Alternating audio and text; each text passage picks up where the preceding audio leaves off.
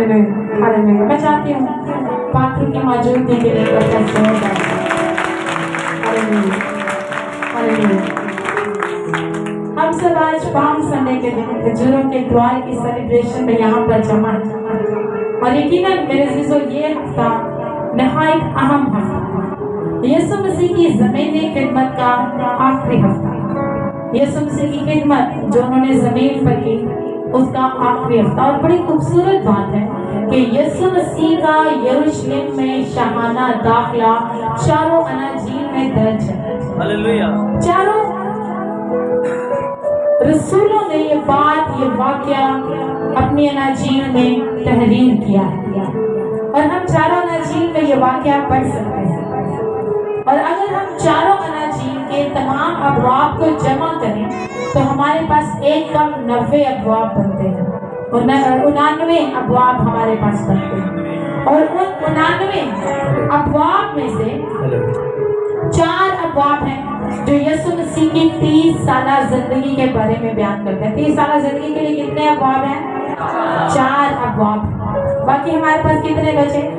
85 अबवाब। आज थोड़ा मैथ्स भी पढ़ेंगे आप मेरे साथ। मेरा भी मैथ इतना अच्छा नहीं है लेकिन चले हम एक साथ मिलकर रूल कुदस की रहनुमाई में मैथ्स रियाजी भी सीखेंगे। हमें सो हमारे पास बचे 85 अबवाब और उन 85 अबवाब में से 29 अबवाब ऐसे हैं जो यीशु मसीह की जिंदगी के इस आखिरी हफ्ता के बारे में लिखे हैं। सिर्फ इस आखिरी हफ्ते के बारे में एक कम 30 अबवाब हैं। सोचे ये आखिरी हफ्ता किस कदर अहम और किस कदर खास होगा कि इसको इतनी डिटेल से और इतने वाज़िया तौर पर और मुसन्निफीन ने दर्ज किया है या पाकरू ने इतनी डिटेल से उनको लिखवाया है। और हमने अभी जो हवाला पढ़ा यीशु मसीह यरूशलेम में दाखिल होते हैं और लोग उनको खुशामदीद कहते हैं खजूरों की डालियां लेकर और नारे लगाते हैं होशाना हालेलुया मुबारक है वो जो खुदावन के नाम से आता है। तो सब नारे लगाते हैं खुशामदीद कहते हैं। आप जानते हैं क्यों? क्योंकि वो सोच रहे थे कि ये बड़ा कुदरत वाला है, ये बड़ी पावर रखता है, ये गैर माफूकल फितरत का मालिक खुदा है और ये हमें रोमी हुकूमत से आजाद करवा देगा। और रोमी हुकूमत में आपको बता दूं आज तक की सबसे मजबूत तरीन हुकूमत रही। और उस वक्त जब यीशु मसीह यरूशलेम में दाखिल हुए यहूदियों के ऊपर रोमी तकरीबन 100 साल से ज्यादा अरसे से हुकूमत कर रहे थे। अब यहूदी चाहते थे कि वो हमें इस हुकूमत से आजाद कर दे। वो चाहते थे कि ये जो बादशाह है अब ये रोमी हुकूमत को गिरा देगा और अपनी बादशाहत संभालेगा और क्योंकि ये यहूदी है तो हम यहूदी भी इस गुलामी से आजाद हो जाए। मेरे जैसे रोमियों से पहले यूनानियों की हुकूमत थी यहूदियों पर, उससे पहले असाइरियंस, उससे पहले फारसियों की और फारसियों से पहले बाबल की गुलामी में थे। और ये अरसा तकरीबन 500 साल का अरसा था जो यहूदियों ने समझ लें किसी भी आज़ादी के बगैर गुजारा। और इसी 500 साल में से 400 साल वो हैं जिसे हम तारीकी का दौर कहते हैं, जिसमें खुदा कभी भी इसराइल के साथ हम कलाम नहीं हुआ, खुदा ने कोई नबी नहीं भेजा, कोई पैगाम नहीं भेजा। सो यहूदी सिर्फ खुदा ही से दूर नहीं थे, वो अपनी आज़ादी से भी दूर थे। अब जब उन्होंने यीशु मसीह की शाहाना एंट्री को देखा तो वो जान गए कि यही है जो हुकूमत कायम करेगा और यही है जो हमें यहूदियों की गुलामी से आज़ाद करेगा और अब हम अपनी मर्जी की जिंदगी गुजारेंगे और ये रोमी हुकूमत को गिराएगा और वो बादशाह बन जाएगा। और जब ये तख्त नशी होगा तो रोमी हुकूमत का हमारे ऊपर कोई इख्तियार नहीं होगा। लेकिन मेरे चीजों यीशु मसीह रोमी हुकूमत को गिराने के लिए नहीं आते। यीशु मसीह की जिंदगी में जो गुनाह की हुकूमत थी उसको गिराने के लिए आए। यीशु मसीह को हालेलुया, यीशु मसीह को रोमियों की गुलामी से निकालने के लिए नहीं आए थे, यीशु मसीह को गुनाह की गुलामी से निकालने के लिए आए। आज हम में से भी बहुत से लोग हैं जो यीशु मसीह से सिर्फ अपने वक्ती तौर की बेहतरी चाहते हैं, आज अच्छा चाहते हैं, आज बेहतरी चाहते हैं, आज बहाली चाहते हैं। लेकिन मैं आपको बता दूं आपका यीशु आपके लिए इससे कहीं बेहतर पेशकश रखता है। वो आपको अपनी जिंदगी दे देना चाहता है, वो आपको नए यरूशलेम में खूबसूरत महल दे देना चाहता है और वो चाहता है कि आप और मैं ने ये मौजज़ा किया तो यीशु मसीह के यरूशलेम पहुंचने से पहले ये बात वहां पहुंच चुकी थी कि यीशु नासरी ने बैतनिय्याह में एक 4 दिनों के मुर्दा लाजर को जिंदा किया है। और इसके 22 वो लोग नहायत खुश थे और वो सोच रहे थे कि इसके पास बड़ी ताकत है, इसके कि अगर यीशु ने हुकूमत संभाल ली तो हमारा कुछ भी नहीं बनेगा, हमारा पता कट जाएगा। और ये जो फकीर, फरीसी और सदूकी और ऐसे अल्फाज जो हम सुनते हैं, ये आपको पुराने अहदनामे में नहीं मिलेंगे। आप जानते हैं क्यों? क्योंकि इनका वजूद तारीकी के दौर में सामने आया, जब 400 साल तक खुदा खामोश रहा। उस वक्त ये लोग मजहब के ठेकेदार बने और इन्होंने कहा कि हम मजहब की हिफाजत करेंगे, हम शरीयत की हिफाजत करेंगे, हम लोगों को शरीयत सिखाएंगे। उस वक्त ये फकीर, फरीसी और सदूकियों का वजूद आया। और चूंकि ये खुदा की तरफ से नहीं थे तो ये बड़े खौफजदा थे कि अगर यीशु ने हुकूमत संभाली तो ये ऑलरेडी हमारे खिलाफ तालीम देता है, तो हमें लोग ज्यादा नहीं मानेंगे, लोग अब हम पर यकीन नहीं करेंगे। और ना सिर्फ यहूदियों के लिए ये फसा जरूरी थी, ना सिर्फ फकीर फरीसियों के लिए ये फसा बहुत अहमियत की हामिल थी, बल्कि खुदा के अजीम निजात के मंसूबा के लिए भी ये ईद फसा नहायत अहम थी। और खुदा जानता था कि खुदा अपने मंसूबा के मुताबिक सारी चीजों को वजूद दे रहा है। और बड़ी खूबसूरत बात है कि बारहा हम बाइबल मुकद्दस में नए अहदनामे में पढ़ते हैं कि फकीर फरीसियों ने यीशु मसीह को पकड़ना चाहा और वहां पे लिखा कि यीशु मसीह चुपके से निकल गए। कई बार उन्होंने यीशु मसीह को पकड़ना चाहा या उसको संसार करना चाहा, लेकिन यीशु मसीह वहां पर नहीं रुके। इसलिए नहीं कि यीशु मसीह खौफजदा थे, बल्कि इसलिए कि अभी वक्त नहीं आया था। इस बार जब यीशु मसीह यरूशलेम में दाखिल होते हैं तो अपने शागिर्दों से कहते हैं अब वो वक्त आता है कि इब्ने आदम जलाल का। और यीशु मसीह ने ये ऐलान कर दिया कि वो वक्त जिस वक्त का सदियों से कौमें इंतजार कर रही थी, अब वो वक्त आता है कि इब्ने आदम जलाल का। हालेलुया। अब बैतनिया में यीशु मसीह का मौजज़ा करना, बैतनिया के लोगों का यीशु मसीह को इतना ज्यादा सराहना, यरूशलेम में आए हुए तमाम लोगों का जो ईद फसह मनाने के लिए वहां पर जमा थे, उन सब का यीशु मसीह के लिए नारे लगाना, डालियां लेकर आना, अपनी चादरें बिछाना, ये सारा एक खुदा का सेटअप था। जिस सेटअप को देखकर फकीर फरीसी घबरा गए, वो इनसिक्योर हुए, वो परेशान हुए, उनका तरातुन बढ़ गया कि अब ये हमारे लिए काफी खतरा बन चुका। वे एक दूसरे से कहते हैं देखो तुमसे तो कुछ बन नहीं पता, पूरा जहां उसका पैरों हो चला, देखो सारा जहां उसका पैरों हो चला। आपको पता है ये वो लम्हा था जब फकीर फरीसियों ने मुसम्मा में इरादा बनाया कि वो यीशु मसीह को मारेंगे। इस बार वो यीशु को छोड़ने के लिए नहीं आए थे, इस बार वो सोच रहे थे कुछ भी हो हमें इसको मारना जरूरी है। क्यों? क्योंकि ये अपनी हुकूमत कायम कर लेगा और ये अपनी नई बादशाहत कायम करेगा और हम जो मजहब के ठेकेदार हैं हमारा कुछ भी लोगों के सामने नहीं बन पाएगा। अब वहां पे इतने ज्यादा लोग थे, आप तसव्वुर करें कि ईद फसह का मौका है, यरूशलेम में लोग दूर दूर से आ रहे हैं जितने भी यहूदी हैं और वो वहां पर आकर ईद फसह मनाते हैं। और इन एवरेज के मुताबिक, एक कैलकुलेशन के मुताबिक हर ईद फसह पर 2.5 लाख के करीब बर्रे ज़िबा किए जाते थे ईद फसह के मौका पर। और मैं कहती हूँ अगर एक बर्रा एक खानदान के लिए हो तो उस दौर में 10 अफराद तो कम से कम होते ही होंगे एक खानदान में। अगर एक बर्रा के पीछे 10 अफराद हैं तो सोचें कि यरूशलेम में कितने लोग आए होंगे। अगर हम 10 के साथ ज़रब देते हैं 2.5 लाख को तो हमारे पास 2.5 मिलियन लोग होते हैं। 25 लाख के करीब लोग उस वक्त यरूशलेम में आए हुए थे। मैंने कहा आज हम रियाजी भी पढ़ेंगे। अब उस वक्त 25 लाख के करीब लोग यरूशलेम में हैं तो यकीनन लाखों लोग होंगे जो यीशु मसीह की खुशामद के लिए वहां पर जमा हुए होंगे। लाखों लोगों ने सुना होगा कि यीशु नासरी ने मौजज़ा किया है और उसने 4 दिनों के मुर्दा लाजर को जिंदा किया है। अब हमारी आजादी की बारी भी आ गई। वो सब यीशु मसीह को खुशामदीद कह रहे हैं। खजूरों की डालियां पकड़ियां, जानते हैं खजूरों की डालियां किस बात का इजहार है? वो मजबूत होने का इजहार है, वो खूबसूरती का इजहार है और वो खुशी का इजहार है। मजबूत इसलिए ये जो खजूर का दरख्त है ये सहरा जैसे खुश्क तरीन इलाके में भी बड़ा हो जाता है, जहाँ पे कोई पानी भी नहीं होता वहां पे भी ये ग्रो करता है, नशोनुमा पा जाता है, क्योंकि ये नहायत मजबूत दरख्त है।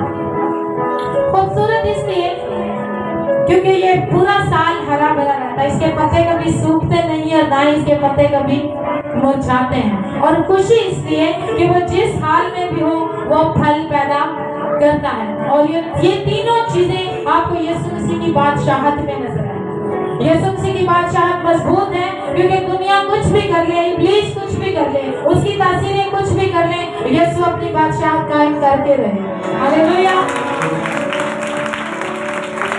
और वो खूबसूरत इसलिए कि इब्लीस जितना ज्यादा यीशु मसीह के खिलाफ काम करता है, उतने ही ज्यादा उसके चेले, उसके ईमानदार लोग बढ़कर खिदमत का काम करते हैं। और खुशी इसलिए क्योंकि एक दिन वो हम सब के आंसू पहुंच डालेगा, एक दिन वो हम सबको अपनी इत्मीनान और तसल्ली देगा। और यरूशलेम में हम यीशु के साथ हो गए। अभी हम गीत गा रहे थे और उस गीत में बहुत ज्यादा उम्मीदें हैं। वो कहते सोने दिया सड़का थे सानू चलावे लोग, हम लोग को सोना पहनना मुश्किल है, तो कैसा होगा जब सोने की सड़कों पे चला जाएगा, तो कैसा तस्वर होगा। सो वो शायर ने वो खूबसूरती और वो स्ट्रेंथ, वो मजबूती और वो खुशी अपनी शायरी में इसलिए मेंशन की है ताकि ईमानदार जाने कि वो किस मंजिल की जानिब जा रहे हैं। हालेलुया।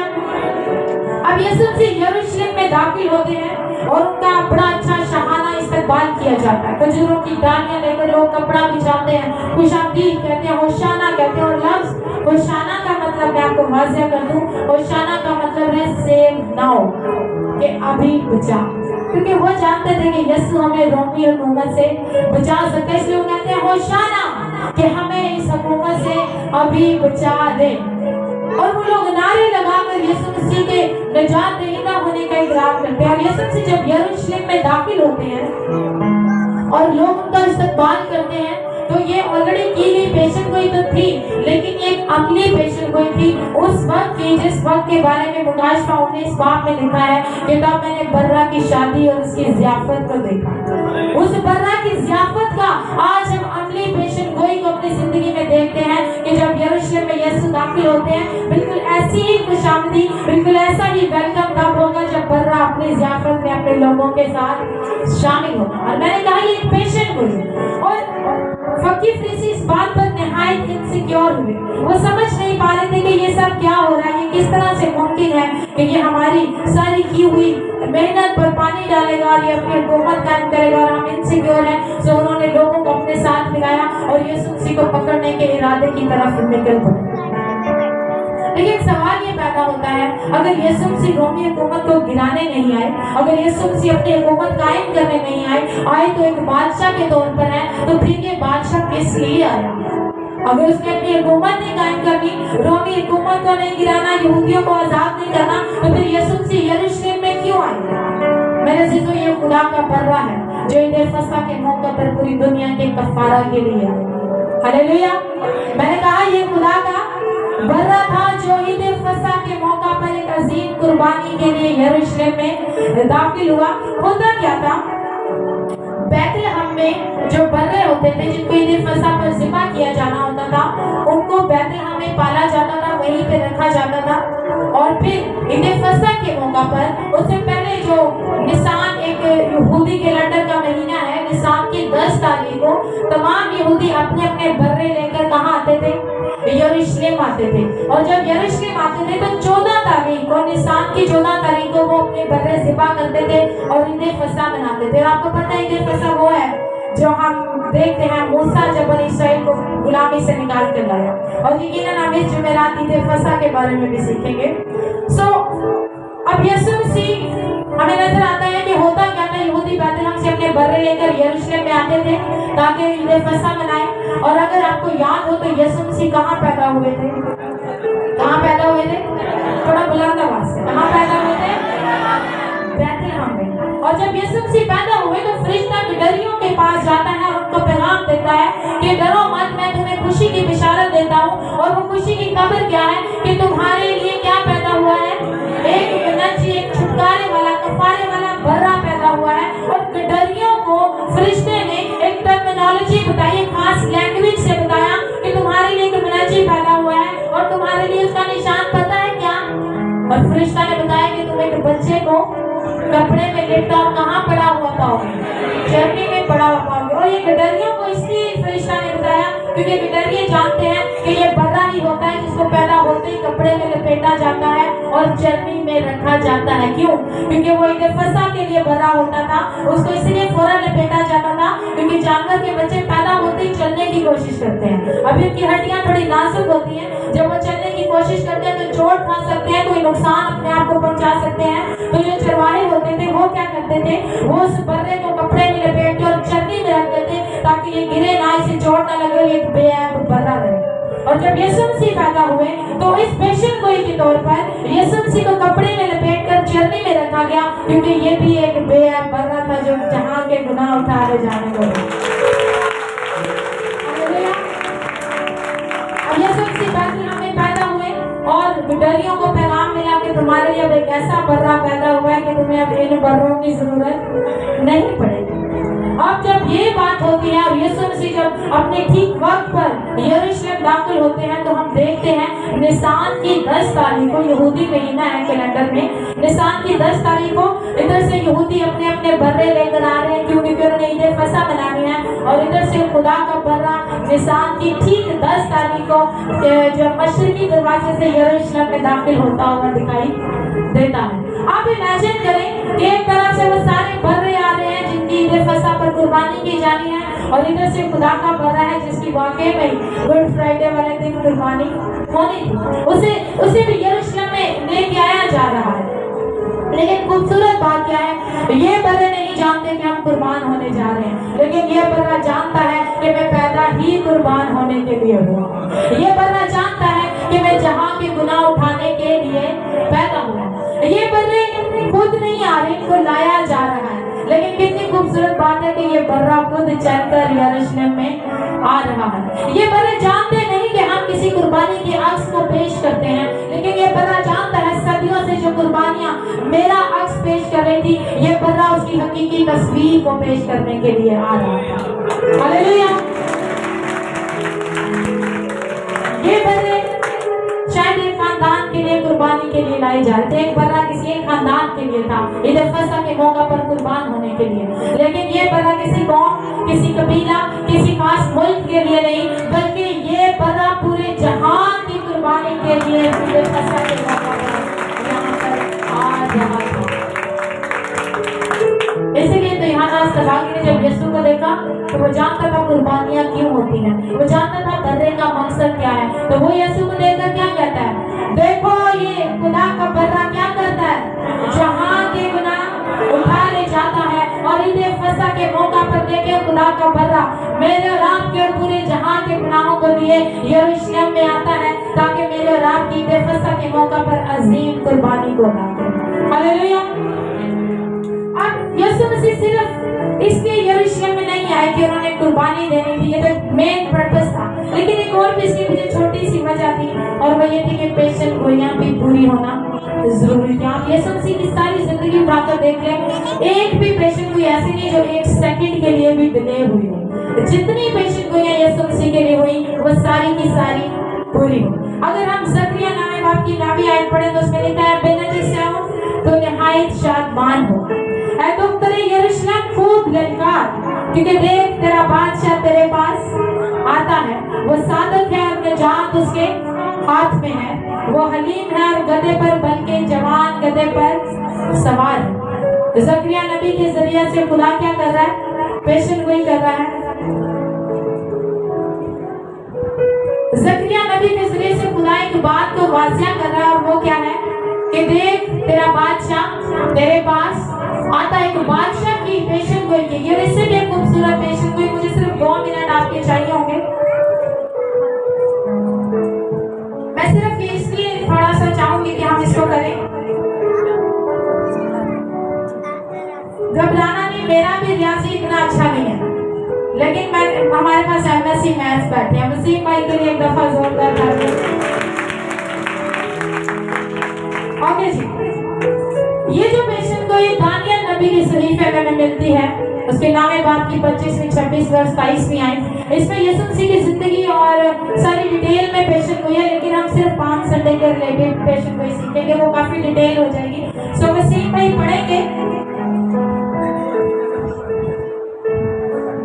नबी का सहीफा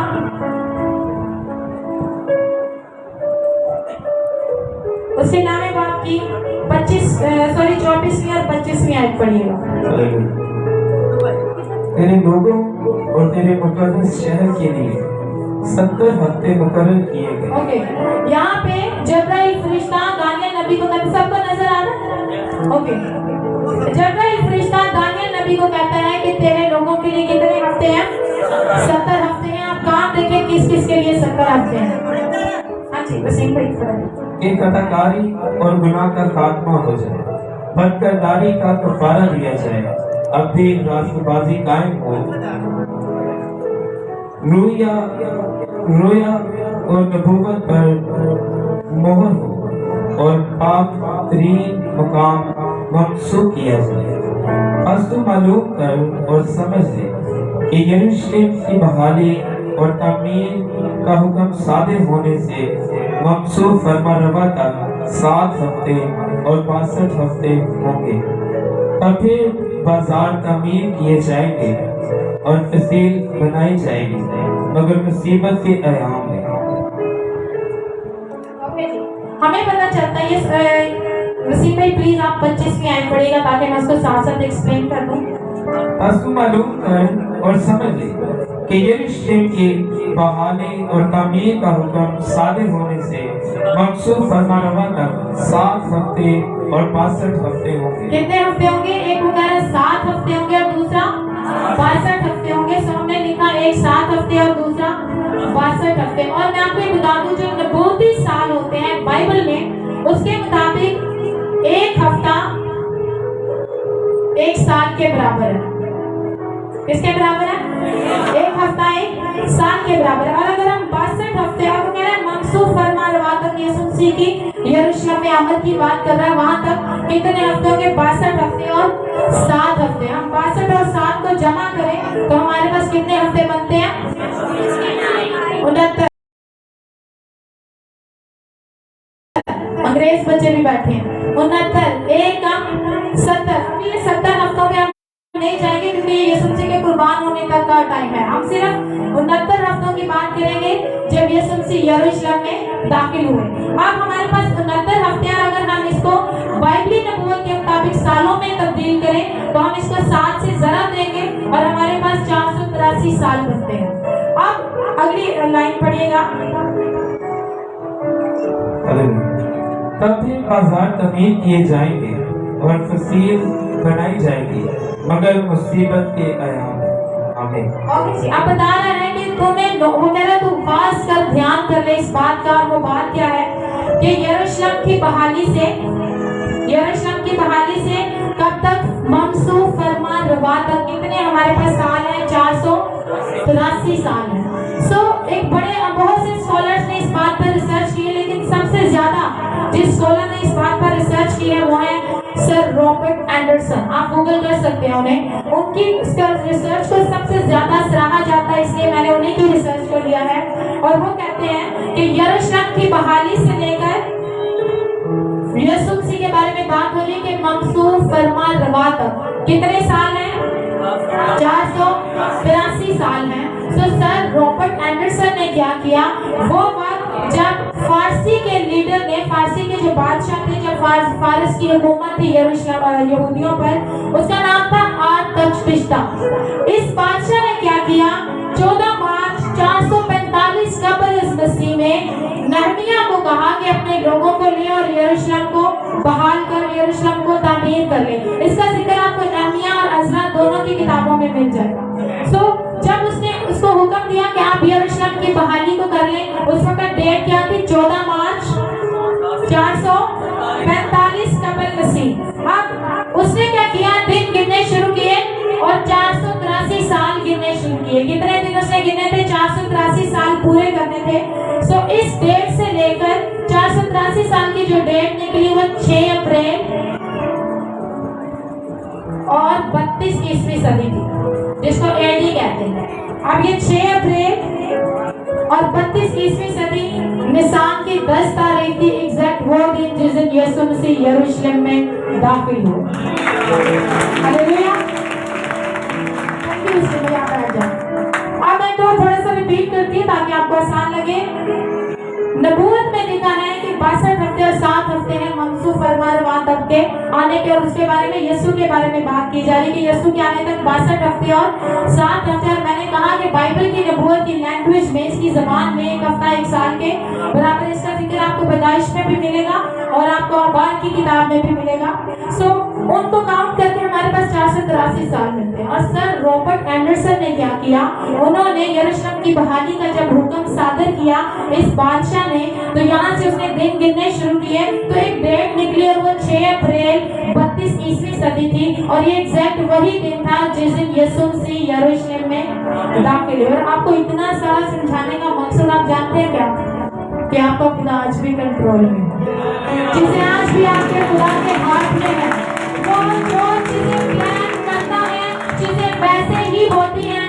दुनिया कुछ भी कर ले, इब्लीस कुछ भी कर ले, एंटी क्राइस्ट जितने मर्जी जोर लगा ले, जो आपके खुदा ने मंसूबा बांध दिया, चीजें वैसे की वैसी होंगी। हालेलुया। और मैं आपको बता दूं, उसकी दूसरी आमद भी जल्द होने वाली है। हमें जो उसने प्लान किया है वो होके रहेगा। सो हमारे लिए एक हौसला अफजाई के लिए मैंने इतनी डिटेल डिस्कस की, मुझे भी बड़ी मुश्किल लगी।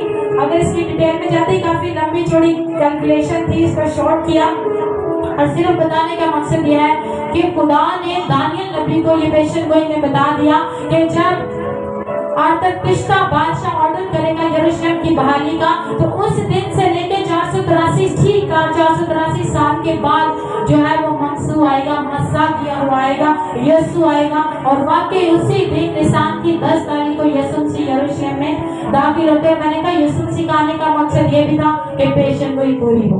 हालेलुया। क्योंकि बाइबल का सच्चा साबित होना ही मसीह का सच्चा साबित करता है। और हर एक तारीख, हर एक लफ्ज, एक एक लफ्ज में हमें कहीं भी फर्क नजर नहीं आता, और बड़ी खूबसूरती से सारी चीजें अपने वक्त पर मुमकिन होती हैं। अब सवाल ये पैदा होता है कि यीशु मसीह अगर बादशाह थे, वो यरूशलेम में आए, तो ये आखिरी बस सवाल है, और वो ये है कि यीशु मसीह गधे पर सवार होकर क्यों आए। सवाल क्या है कि यीशु मसीह अगर बादशाह के तौर पर आए, तो वो गधे पर सवार होकर क्यों आए।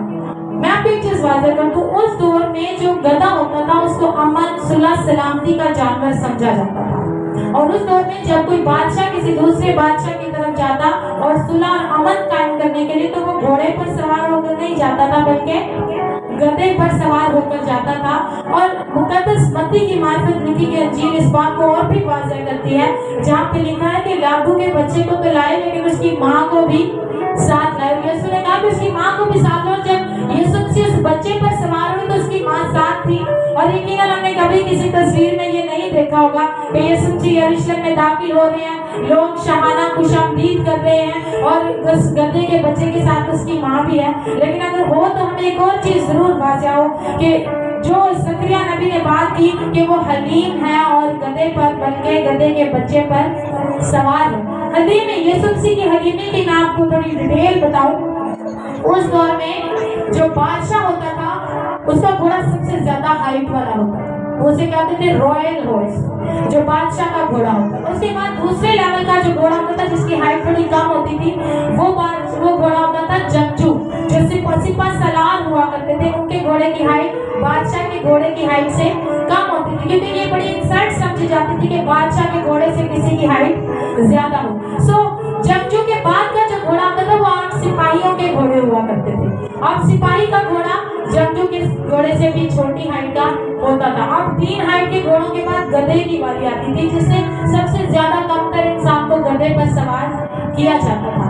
अब और उसके बाद आता था गधे का बच्चा, जिस पर उससे भी कम लेवल के बंदे को सवार किया जाता था। और आप तसव्वुर करें, एक बादशाह का घोड़ा है, एक जंगजू का घोड़ा है, एक सिपाही का घोड़ा है, एक सिपाही का घोड़ा है, एक आम शख्स का घोड़ा है, और फिर गधा है। और गधे से भी छोटे लेवल पे क्या है, लाडू का बच्चा, यानी गधे का बच्चा। और यीशु मसीह गधे के बच्चे पर सवार, शायद यीशु मसीह के पैर भी जमीन पर लग रहे होंगे, चाहे वो इतनी उसकी हाइट नहीं होगी, लेकिन वो तस्वीर आपको आपके मुनज्जी यीशु की आजली की तस्वीर जरूर पेश करती है, जो जमीन पर इसलिए आया आज की और इंतजारी को लेकर, ताकि आपकी बाप के साथ सुलह करवा सके। क्योंकि वो जंग करने नहीं आया, बल्कि आपकी बाप के साथ सुलह करवाने के लिए आया था। आमीन। ये उसकी आजली की कहानी थी, जो उसने मेरे और کے لیے کی. اس نے اپنے آپ کو خالی کیا اور ہمیں اس طرح سے equipped کیا ہے کہ میں اور آپ آج اس خدا کو، اس یہوہ کو جس کا لوگ نام لینے سے ڈرتے تھے، ہم آج دعا میں سے کہتے ہیں اے باپ. ہم اس سے کیا کہتے ہیں؟ اے باپ. اور جان پائٹر کہتے ہیں جو باپ لفظ ہے یہ لفظ باپ نہیں ہے. اس کا مطلب ہے آپ جو اپنے باپ کو کہتے ہیں، آپ ڈیڈی کہتے ہیں تو وہ ڈیڈی ہے، اگر آپ ابو کہتے ہیں تو وہ آپ کا ابو ہے. اور یہ شرف آپ کو صرف اس منجی یسوع نے دیا ہے کہ آپ آسمانوں کے آسمان میں نہ سمانے والے خدا کو اپنا باپ کہہ کر پکار سکتے ہیں. ہاللیلویا. یسوع مسیح کو جب یروشلم میں داخلے پر خوشامدید کیا جا رہا تھا تو 4 قسم کے لوگ وہاں پر جمع تھے. کتنے قسم کے؟ 4 قسم کے. پہلی قسم تھی یسوع مسیح کے شاگرد، اور لکھا انہیں کچھ نہیں آ رہی تھی. بائبل مقدس فرماتی ہے انہیں چلا کہ لوگ اتنی زیادہ خوشامدیدی کیوں کر رہے ہیں، انہیں کچھ بھی نہیں سمجھ. بائبل مقدس فرماتی ہے انہیں بعد میں سمجھ آئی، اس وقت انہیں کچھ بھی سمجھ نہیں آئی. دوسرا گروپ تھا جنہوں نے بیتنیہ میں یسوع مسیح کو معجزہ کرتے دیکھا. آج بھی بہت سے لوگ یسوع میری زندگی میں معجزہ کرتے. اس وقت بھی بہت سے لوگ تھے صرف یسوع کے معجزے کے لیے یروشلم میں اس کے پیچھے آئے تھے. دوسرا گروپ تھا جنہوں نے سنا تھا، یہودی جو چاہتے تھے کہ ہمیں رومی حکومت سے آزاد کر لیں. چوتھا اور آخری گروپ تھا فقیر فریسی جو یسوع مسیح کو جان سے مار دینا چاہتے تھے. تو میرا سوال ہے آپ سے کہ آپ کون سے گروپ میں ہیں؟ میرا سوال ہے کہ آپ کون سے گروپ میں ہیں؟ کہ آپ اس گروپ میں ہیں جن کو شاید سمجھ نہیں آ رہا لیکن وہ یسوع کے پیچھے ہیں، یا آپ اس گروپ میں ہیں جو صرف اپنی زندگی میں معجزات چاہتے ہیں، یا آپ اس گروپ میں ہیں جو صرف یسوع مسیح سے اپنی اس زندگی میں آزادی چاہتے ہیں، اس زندگی میں روپیہ پیسہ چاہتے ہیں، اس زندگی میں بہتر زندگی چاہتے ہیں، یا آپ وہ ہیں جو یسوع مسیح کے خلاف ہیں. لکھا ہے کہ وہ جب یروشلم میں آئے تو گدھے پر سوار ہو گیا. لیکن میں آپ کو ایک بات بتاؤں، اس بار وہ گدھے پر سوار ہو کر نہیں آئے گا. مکاشفہ کی کتاب 19 باب کی 11 آیت میں اسی میں پلیز پڑھیے گا. لکھا ہے کہ اس بار وہ کیسے آئے گا. پھر میں نے آسمان کو کھلا ہوا دیکھا، اور کیا دیکھتا ہوں کہ ایک سفید گھوڑا ہے اور اس پر ایک سوار ہے جو سچا اور برحق کہلاتا ہے، اور وہ راستے کے ساتھ انصاف اور لڑائی کرتا ہے. ہاللیلویا. اب اس بار جب وہ یروشلم میں آیا تو لاکھوں کے بچے پر سوار ہو کر آئے. اس بار بائبل مقدس فرماتی ہے کہ وہ مکاشفہ دیکھتے ہوئے وہ کہتا ہے کہ میں نے اس کو کس پر سوار دیکھا، ایک سفید گھوڑے پر. لکھا وہ انصاف کے ساتھ لڑائی، کیونکہ اس بار وہ انصاف کرنے آ رہا ہے. اس بار وہ جنگ کرنے آ رہے ہیں ابلیس اور اس کی قوتوں کے ساتھ. اس بار وہ تلوار چلانے آئے گا ہر اس روح پر جو اس کے خلاف کام کرتی ہے. اس بار آپ کا یسوع آج سے انکساری نہیں بلکہ حقیقت اور بادشاہت کو پہن کر آئے گا. تو میرا سوال ہے کہ ہم میں سے کتنے ہیں جو اس کو